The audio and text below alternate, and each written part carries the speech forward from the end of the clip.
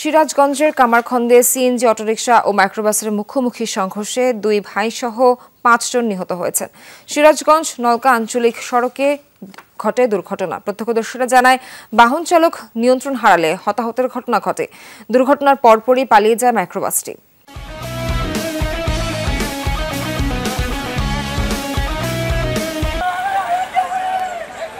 বেলা 12টার দিকে নলকা মোড় থেকে সিরাজগঞ্জ শহরের দিকে যাচ্ছিল মাইক্রোবাসটি, আর বিপরীত দিক থেকে আসছিল সিএনজি চালিত অটোরিকশা।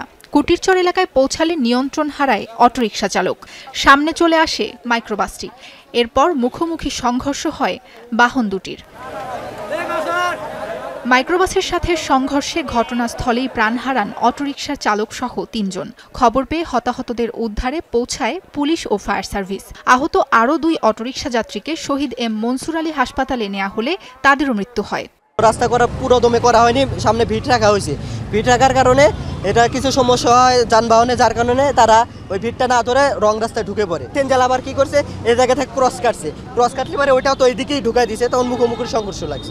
শুনলাম যে অ্যাক্সিডেন্ট মারা গেছে, মাইকের সাথে অ্যাক্সিডেন্ট মারা গেছে, এই মধ্যে জানি ভাই, আমি বলে হাঁটে গেছি, তারপরে আর কই হামনা দাদা। পুলিশ ও স্থানীয়রা জানায়, মাইক্রোবাসটিতে 7-8 জন যাত্রী ছিল, তবে তাদের কেউ আহত হয়নি। দুর্ঘটনার পরপরই যাত্রীদের নিয়ে পালিয়ে গেছে মাইক্রোবাসের চালক। 3 জন স্পট ডেথ পায় এবং তাদেরকে আমরা পোস্টমর্টমের জন্য হাসপাতাল প্রেরণ করছি। যে মাইক্রো এবং যে সিএনজি সেটাও জব্দ করছি। এবারে আমরা প্রয়োজনীয় আইনগত ব্যবস্থা গ্রহণ করব। নিহতদের মধ্যে তারাস উপজেলার নুরুজ্জামান ও তারেক 2 ভাই। নিহত রাশেদুলের বাড়ি রায়গঞ্জ উপজেলায়।